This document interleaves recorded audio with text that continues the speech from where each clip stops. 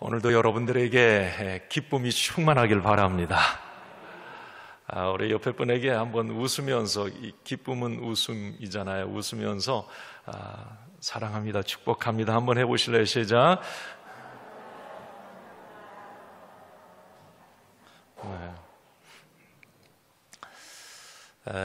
이런 이야기가 있더라고요. 막다른 골목에서 이 생쥐가 갑자기 막 비틀거리면서 이 골목을 막 가고 있는데 고양이가 앞에 딱 나타났어요.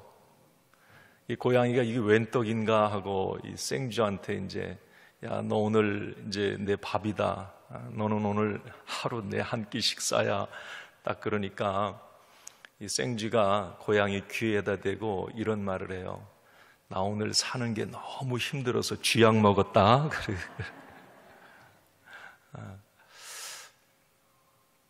요즘에 우리 사는 게 얼마나 고단하고 힘듭니까? 이 생쥐의 모습이 어쩌면 현대인의 자화상이 아닐까 그런 생각도 해보고요. 요즘에 세상을 보면서 또 사람들을 요즘에 이렇게 얼굴들을 보고 하면서 제가 느끼는 게 뭐냐면 점점 이 웃음기가 사라지고 뭔가에 좀 지쳐있고 고단하고 분노도 마음에 있는 것 같고 기쁨이 점점 사라지고 있다, 이런 느낌을 제가 받아요. 여러분들은 어떠세요? 물론 외부 코로나의 어떤 충격도 물론 장기화되면서 그런 부분도 고단하고 힘들어서 아마 웃는 일이 없는지 모르겠어요. 그러나 또 제가 한편으로 느끼는 것은 이 내면이 점점 좀 말라가고 이 피폐해져 가는 시대가 아닌가 하는 생각도 이렇게 제가 가져봅니다. 그러면서 그런 결론을 내리게 돼요. 현재 우리가 보여지는 상황으로 또 내가 가진 것으로 아니면 세상적인 외부의 조건으로 우리는 웃을 일이 그렇게 많지 않다는 거예요. 여러분 어제 얼마나 좀 웃으셨습니까? 어제 별로 이렇게 안 웃고 집에 이렇게 들어가니까 왜 그렇게 안 웃냐고 나보고 괜찮아 그냥 뭐 자, 우리가 이 생활 어떤 삶에 보여지는 것을 통해서 기뻐할 수 있을까? 어렵습니다. 참 힘들어요. 자, 그렇다면 하나님은 우리가 이렇게 어떤 웃음기 없이 우울하게 그냥 슬프게 이렇게 뭔가에 몰려 사는 이런 모습을 우리 하나님은 우리 자녀들에게 원하실까? 그건 아니에요. 절대 그게 아니에요. 자, 오늘 이 부분에 대해서 한번 이제 말씀의 은혜를 나누는데 저도 오늘 말씀을 이렇게 묵상하고 준비하면서 더 많이 웃어야 되겠다, 기뻐해야 되겠다. 그런데 세상의 어떤 조건으로는 웃을 일이 없고 기뻐할 일이 없어요. 그러면 뭔가를 좀 바꿔야 되는데 그래야 웃을 수 있고 기쁠 수 있는데 그 비밀이 뭘까? 하나님은 자녀들이 기뻐하길 원하시고 행복하길 원하세요. 아멘? 그렇기 때문에 그 방법을 주세요. 심지어 우리 하나님은 기뻐하라고 아주 명령까지 하셨어요. 그러면 분명히 무슨 답이 있으니까 우리에게 그렇게 명령을 하셨을 거 아닙니까? 무턱대고 하나님이 막 웃을 일이 없는데 그냥 뭐 기뻐하라 그렇게 하지는 않았을 거 아니에요. 자, 그러면 오늘 이제 본문에서 좀 그 답을 이렇게 찾아가기를 원해요. 자, 오늘 우리 누가복음 24장 50절 이하의 말씀에 이 기쁨의 그 원인이 이제 거기에 나오는데, 자, 여러분, 오늘 본문은 예수님이 마지막 이제 승천하시는 장면이에요. 그리고 누가복음은 끝. 그리고 이제 사도행전으로 이 누가가 쓴 사도행전으로 이어지는데, 자, 오늘 이 누가복음 마지막 예수님 승천 장면에서 우리가 놀라운 비밀을 발견하는데, 자, 예수님이 마지막 이 땅의 제자들에게 마지막 이 땅에 예수님이 제자들에게 하신 일이 뭘까? 이 땅의 사람들에게 하신 일이 뭘까? 그 답이 오늘 나와요. 자, 오늘 50절을 한번 같이 봐요. 50절 시작. 예수께서 그들을 데리고 베다니 앞까지 나가사 손을 들어 그들에게 축복하시더니, 자, 51절도 한번 읽어봐요. 축복하실 때에 그들을 떠나 하늘로 올리어지시니. 자, 여러분, 오늘 중요한 비밀 하나. 예수님이 마지막 지상에서 사역이 뭐예요? 네, 제자들을 축복하시는 일이었어요. 이거 잊지 마세요. 예수님은 우리 하나님의 자녀들을 축복하세요. 마지막 떠나면서 마음껏 축복하세요. 이 말은 뭐냐면 예수님, 우리 하나님은 우리 자녀들이 이 땅에서도 행복한 삶, 풍성한 삶, 복 있는 삶을 살기를 원하시는 거예요. 그걸 명령해 주셨어요.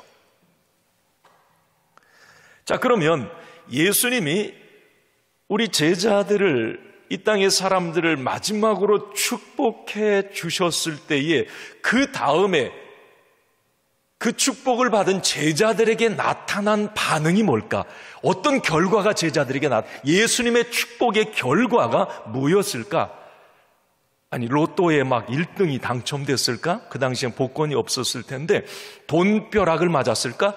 예수님이 축복해 주셨으니까. 아니면 건강해졌을까? 아니면 그 당시에 뭐 한 자리 어떤 자리를 얻어냈을까?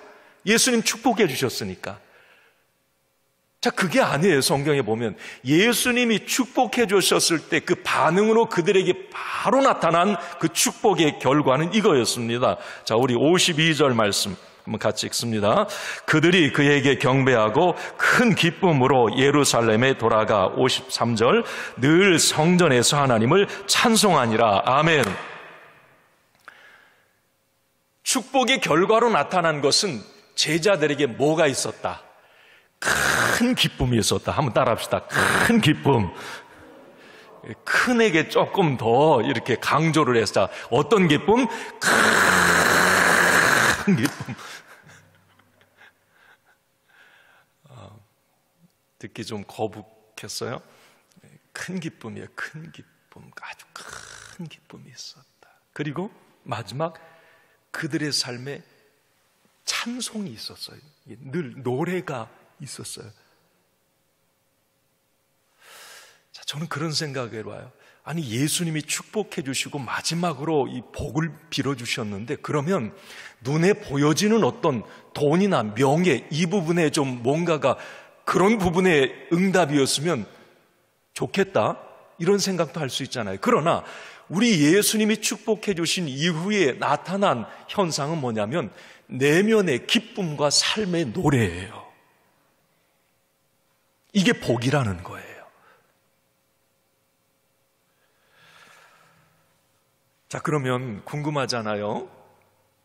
무엇이 이 제자들의 이 삶을 큰 기쁨으로, 그리고 노래가 있는 삶으로 바꾸어 놓았을까?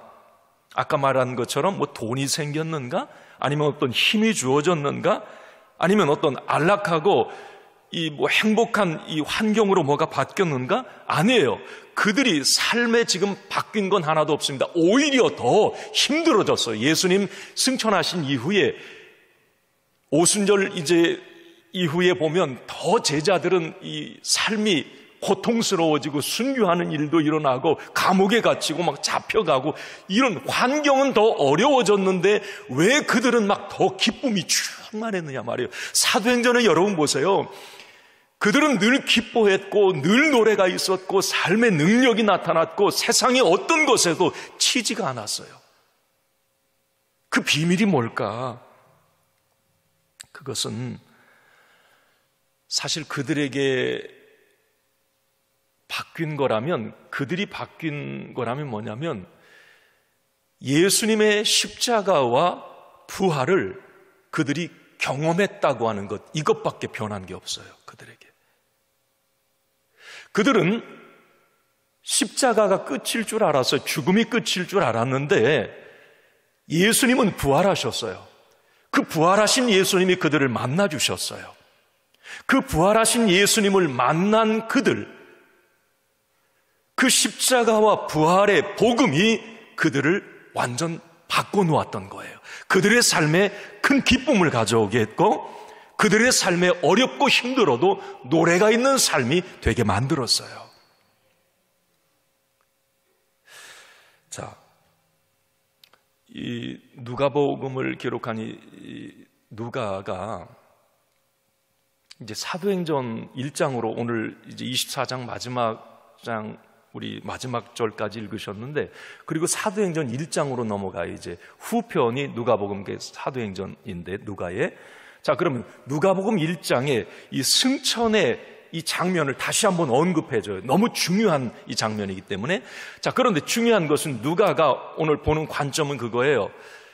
제자들이 새로운 어떤 사람이 된 거예요. 이 복음서의 제자들하고 사도행전의 제자들하고 너무 다른 거야.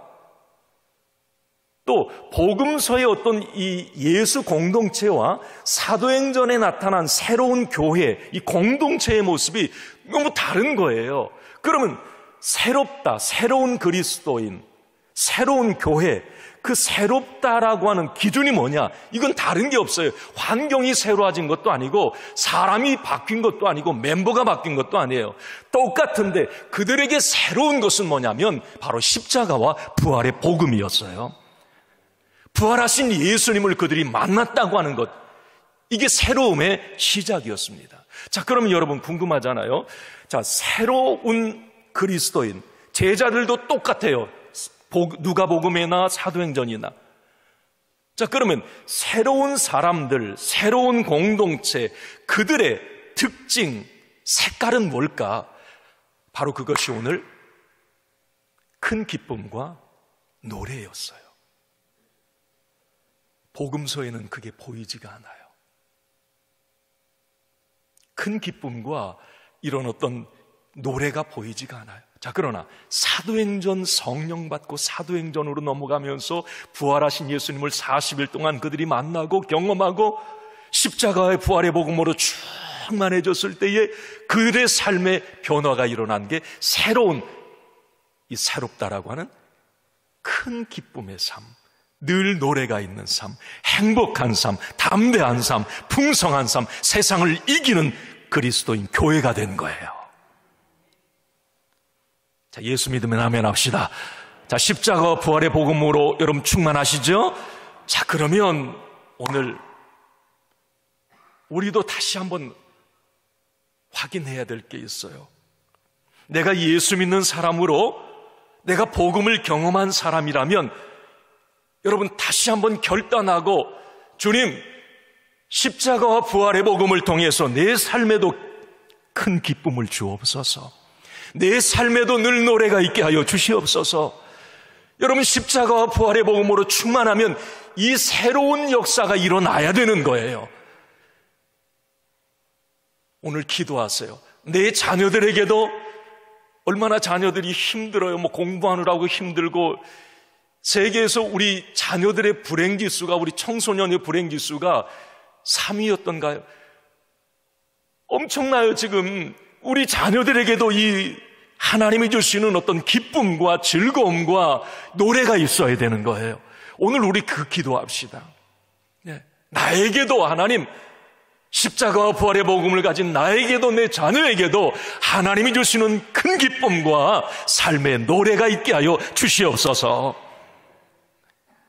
예수 믿으면서 늘 지옥에서 출장 바로 나온 사람, 오래 나온 사람은 조금 펴졌어요. 그런데 바로 나온 사람은 막 얼굴이 너무 무섭잖아. 그러면 안 되잖아요.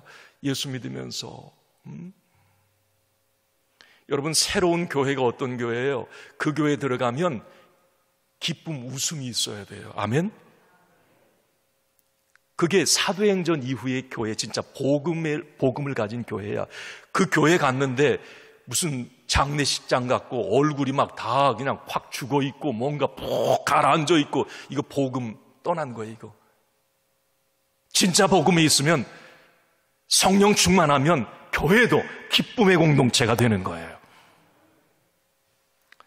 자, 그러면 여러분, 이런 질문을 우리는 던질 수 있어요. 누가 모르냐 그거? 아니, 기뻐해야 되는 줄 알고 나 예전부터 하나님 말씀 통해서 주 안에서 기뻐하라고 나도 기뻐하려고 했어. 아니, 그런데 삶이 힘들잖아. 지금 고단하고 아직도 내 삶에 어려운 일이 있고, 아니 나도 기쁘고 즐겁고 노래하면서 살고 싶은데 속상한 일, 열받는 일 많고, 지금 나 갱년기야. 웃을 수 없어. 우울해. 내 삶이 그런데 어떻게 기뻐할 수 있단 말인가? 그런 말 여러분, 우리는 할 수 있어요. 그러니까 믿음 생활하면서도 알긴 알겠는데, 기뻐하라고 즐거워하라고 오늘 큰 노래 부르는 삶을 살라고 알겠는데 내 삶의 현장은 그렇지가 않아. 성경에서 그걸 인정해요. 우리 성경에서도 우리 믿음의 사람들이 세상을 살아갈 때 힘들고 고단하고 문제 만나고 고난 어려운 일 있다고 하는 걸 성경 하나님도 다 인정하세요. 그래도 기뻐하라? 어떻게 우리는 이 질문을 던져요? 성경은 우리에게 확실히 말을 합니다. 너의 지금 기쁨의 그 근거를 바꿔라, 이렇게 얘기를 해요. 이게 성경의 답입니다. 그래야 기뻐할 수 있다? 이건 뭘 말하느냐면, 너가 지금 기뻐하는 이 기쁨의 뿌리를 너는 어디에 내리고 있느냐, 이걸 확인해 보라는 거예요. 여러분, 우리가 살면서 순간 짜증이 나고 분노하고 이런 거 하나님도 다 인정하세요. 그걸 죄라고 하진 않아요. 실수하고 넘어져요. 그냥 속상해서 갈등이 일어나기도 하고 그게 우리의 삶이에요. 자, 잠시 그런 일들이 있을 수 있어요. 그러나 내 안에서 마르지 않는 기쁨, 그런 어떤 삶의 현장에 내가 처해 있어서 잠시 그럴 수는 있지만, 그것 때문에 내 삶이 온통 슬퍼하고 우울하고 늘 불평하고 원망하고 불행한 삶을 살아서는 안 된다는 거예요. 그런 삶 속에서도 기뻐할 수 있는 이유가 있다는 거예요.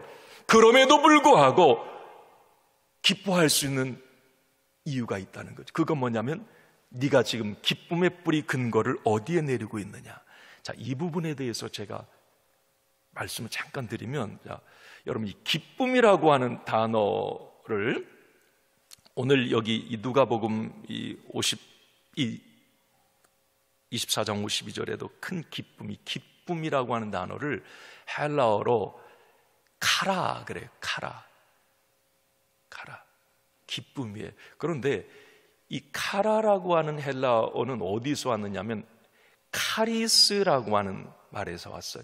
이 카리스는 주님이 주시는 은혜예요. 은혜를 카리스라, 우리 카리스마 있다고 그러잖아요. 이건 무슨 능력이 있다, 그게 아니라 은혜가 충만하다, 이걸 카리스가 있다, 그런 말이에요. 자, 그러면 카리스라고 하는 은혜에서 이 기쁨 카라가 왔어요.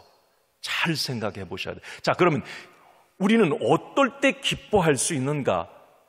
진짜 기쁨이 오는 이 통로가 뭔가, 뿌리가 뭔가? 카리스라고 하는 거예요. 주의 은혜라고 하는 거죠. 주의 은혜. 그러니까 내게 주님의 은혜가 충만하고 내가 성령 충만하면 내 삶에 자연적으로 맺혀지는 게 뭐냐면 이 희락, 기쁨의 열매인 거예요. 그런데 우리는 많은 부분에서 이 기쁨이라고 하는 이 열매를 다른 이 카리스, 주의 은혜 안에서가 아니라 다른 것에서 기쁨을 얻으려고 그래요. 내가 돈이 좀 많으면 기쁠까? 뭔가 어떤 힘을, 권력을 가지면 내가 기쁠까? 세상 어떤 쾌락에 빠져보면 내가 좀 기쁠까? 거기에 근거를 둔 이 기쁨은 절대 오래 가질 못해요. 오히려 그 삶을 더 피폐하게 만들어버려요. 더 이만큼 기쁨을 누렸다면 이만큼 더 슬픈 일이 생겨버려요. 그래서 우리에게 오늘 우리 주님은 계속 권면하는 거죠. 내가 기뻐할 수 있고 내 삶에 노래가 있는 삶이 되기 위해서는 그 기쁨의 근거를 주 안에, 주님의 은혜 안에 내리라는 거예요. 그래서 여러분 빌립보서 4장 4절 말씀에 뭐라고 말씀하는, 다시 한번 읽어봅시다. 시작.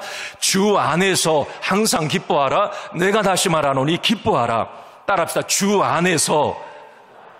우리가 잘 아는 말씀이지만 오늘 기쁨이 말라가고 웃음기가 없어져가는 나 자신을 보면서 다시 한번 확인해 봐야 돼요. 내가 무엇 때문에 지금 울고 웃는가? 내가 정말 믿음의 뿌리를 주 안에 확실히 내리고 있는가? 내가 기뻐할 수 있는 이유, 근거를 우리 주님 안에서 찾고 있는가 하는 거예요. 이거 참 중요합니다. 그래야 우리가 팍팍하고 고단한, 웃을 수 없는, 짜증나고 분노를 품을 수밖에 없는 세상의 모습들을 보면서 그런 마음들이 막 일어나기도 하잖아요. 그 상황 속에서도 샘솟는 기쁨, 마르지 않는 기쁨, 이 기쁨을 우리가 누릴 수가 있는 거예요. 가만히 보면 초대교회 성도들 사도행전 말씀 보면 이 초대교회 성도들이 무엇 때문에 그렇게 기뻐했는가? 그들이 뭐 돈이 있었는가? 아니면 무슨 세상에 권력이 있었는가? 무슨 로마의 시민권을 가져서 그렇게 기뻤던가? 아니면 삶이 편안해서 그렇게 기뻤던가? 아니에요. 그런데 그들은 그렇게 기뻐했어요. 막 늘 찬송하고 행복해했어요. 무엇이? 외부적인 환경으로는 전혀 기뻐할 수가 없어요. 요즘에 여러분 우리는 어때요? 외부적인 환경으로 그 초대교회 옛날 우리나라를 봐도 그렇잖아요. 60, 70년대, 80년대 이때보다 얼마나 모든 게 나아졌습니까? 그때 그랬죠. 뭐 저도 그래. 야, 우리 집에 TV 있었으면 나는 진짜 하늘을 날 수 좀 기쁘겠다. 그런 생각 좋아했어요. 막 동네에 TV에 한 대, 두 대 있었어. 저녁 때 되면 밥 먹고 가서 TV 보여주세요. 막 그래. 막 밖에서 외쳤어요. 여러분 그래 했나 모르겠어요. 아니, 여러분 저보다 여기 다 연세가 많으신 분이신데. 아니, 그랬어요. 그러면 마당에다 멍석 깔아놓고 그 TV 이게 열어놓고 그냥 거기 앉아서 이렇게 막 보는 거예요. 그때 뭐 했던 게 뭐였나? 전우 뭐 이런 거였나? 냉장고만 있었으면 얼마나 행복할까. 지금 다 갖춰져 있잖아요. 지금 다 그때 우리가 외부적으로 행복의 조건이라고 하는 거 다 갖고 있잖아요. 그러나 여러분 갈수록 삶은 더 불행해지고 웃음기가 없어지고 왜 그래요? 여러분 외부적인 환경에서 기쁨을 여러분 포기하셔야 돼요. 그것이 나를 기쁘게 못해요. 그것이 나에게 행복을 주지 못해요. 오늘 우리 예수님이 마지막 제자들에게 축복하시면서 나타난 일이 바로 기쁨이 충만한 일이었고 삶에 늘 노래가 있었어요. 사도 바울도 계속 말을 합니다. 주 안에 있어야 기뻐할 수 있다고요. 자꾸 은혜 안에 있어야 된다고요. 여러분 오늘도 토비에서에 나온 여러분들을 축복합니다. 이렇게 주 안에서 한번 예배의 자리에 왔다 갈 때에도 하나님이 내게 기쁨을 주시거든. 아멘입니까? 자꾸 그 기쁨으로 세상을 이겨가야 돼요. 지금 우리가 이 부활 주일 이후로 지금 2주가 지났어요. 초대교회 성도들은 그랬어요. 이 부활의 아침에 예수님을 만난 이후에 그 50일 오순절까지, 오순절 마가의 다락방에 성령이 임하잖아요. 그때까지가 50일이에요. 예수님 딱 부활하신 날. 그 50일을 기쁨의 50일로 지냈어요. 기쁨의 50일. The Great 50 Days 그랬어요. 아주 위대한 큰 50일이에요. 뭐가 그렇게, 여기 오늘 바로 큰 기쁨 이 얘기예요. 큰 기쁨. 여기 큰 기쁨을 뭐 막 Big Joy 그렇게 하는 Great Joy 영어 성경물에 이게 아주 큰 기쁨. 그 기쁨의 원인, 큰 기쁨의 50일이 그 근거가 뭐냐는 거예요. 그들은 다른 거 없어요. 지금 외부적인 환경으로는 큰 기쁨을 누릴 이유가 없다니까. 도망 다녀야 되고 감옥에 갇혀야 되고 순교해야 되고. 그러나 그들은 큰 기쁨이 있어요. 바로 그건 십자가와 부활의 예수님을 만났기 때문이에요.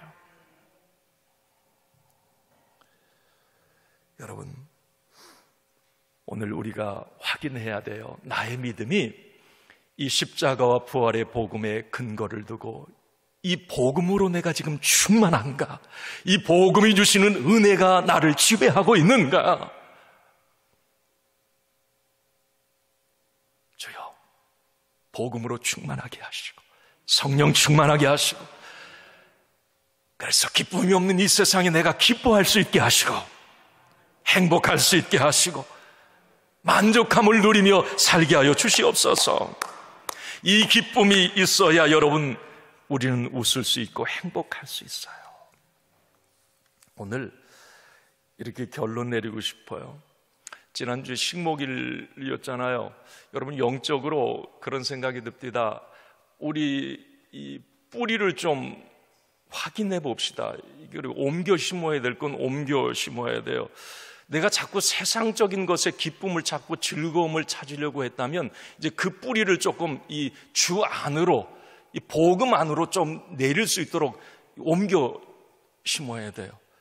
이제 그걸 생각을 바꿔야 돼요. 여러분, 좀 웃어야 되잖아요. 우리가 그럼에도 불구하고 좀 기뻐해야 되잖아요. 자꾸 세상적인 어떤 조건에서 뭘 갖고 뭘 내가 누려서 기뻐해야지, 이걸 좀 내려놔야 돼요. 그리고 이제 주 안에서 복음으로 그곳에 기쁨의 뿌리를 좀 옮겨 내려야 내 삶이 기쁠 수가 있어요. 감사할 수 있고 만족할 수가 있어요. 여러분, 어떤 책을 보니까 그 이야기가 나오더라고요. 이른 나이에 큰 성공을 거둔 영화 배우가 있었어요. 엄청난 유명세로 너무 큰 돈을 일찍 벌게 된 거예요. 그는 이제 상상했던 삶을 돈이 있으니까 다 누려봤던 거예요. 사치와 향락과 음란에 빠져보고 자기가 갖고 싶은 건 다 가졌어요. 그런데 여러분, 그러면 행복하고 기뻐해야 되잖아요. 그런데 이 영화배우는 기쁘지가 않은 거예요. 향락에 빠지고 그 다음에 자기에게 찾아오는 공허감은 10배가 더 큰 거야. 아니, 무엇을 가지면 행복할 것 같다 그래서 막 좋은 집, 좋은 차 뭐 다 이렇게 가져봤는데, 갖고 나면 오히려 더 허탈한 거예요. 불면증에 시달리고 점점 인기는 올라가고 많은 돈은 있는데 이 사람은 자살을 생각하기도 해요. 그래서 이 사람이 철칙을 세우는데 그건 뭐냐면 인생을 행복하게 살 것, 보통 사람처럼 살 것, 이렇게. 그러면서 그가 이런 이야기를 합니다. 내린 결론이 돈은 내 것이 아니며 절대 행복의 조건도 아니다. 그래서 그가, 그 유명한 영화 배우가 뭐 대중교통도 이용할 수가 없잖아요. 일반 식당을 이용하고 한 달에 식비로 20만 원을 쓰고 대중교통을 이용하고 핸드폰도 아주 구형으로. 이 이야기의 주인공이 누굴까요? 우리나라 영화 배우는 아니고 홍콩의 이 주윤발이래. 주윤발 아세요? 이쑤시개 날마다 이게 하고 다녔던 사람.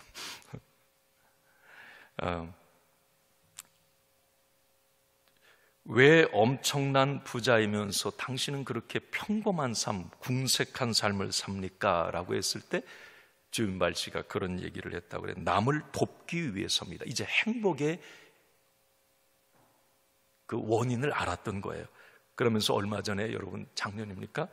자기가 평생 모은 재산 8천억을 기부해버렸어요.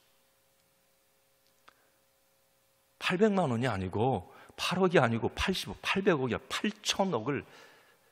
돈이 행복이 아니라는 거예요. 자기 그거 아는 거예요. 물론 주인발이 나는 예수를 믿는지 안 믿는지는 모르겠어요. 자, 그러나 제가 깨달은 건 그거예요. 인생의 행복, 인생의 가치를 어디에 두어야 될지를 깨닫게 하더라고요. 이 글을 보면서.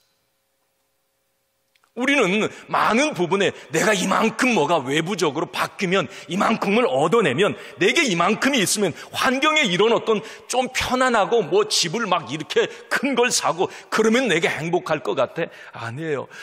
그게 행복의 이유가 아니라고 성경은 우리에게 계속 말하면서 성경의 부자로 살았던 사람, 세상을 다 가졌던 사람도 헛되다고 말하면서 우리에게 궁극적으로 권면하는 게 있어요. 그것은 뭐냐면 너는 하나님을 경외하고 하나님을 내 중심에 모시고, 신약 성경으로 하면 그게 복음으로 충만하고 주 안에, 은혜 안에 살면 하나님이 기쁨을 주신다는 거예요.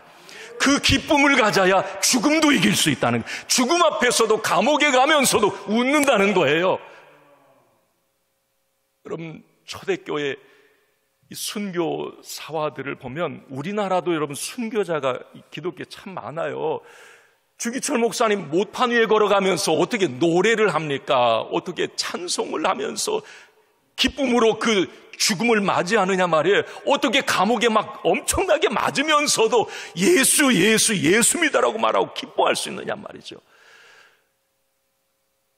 로마 원형 경기장에 참 엄마와 그 아이가 이제 사자를 풀어놔서 초기 초대교회에 워낙 로마의 핍박이 막 심할 때, 왜 지난번에 제가 새벽에도 말씀드렸어요. 로마의 법으로 예수를 죽였는데 그 예수가 살아났다고 그러고 그 예수를 막 믿는 모임이 생기니까 로마가 그걸 인정을 못하는 거예요. 그러니까 막 기독교인들을 핍박을 하는데, 그때 여러분 카타콤으로 도망가고, 그때 여러분 순교 사화들이 책이 참 많아요.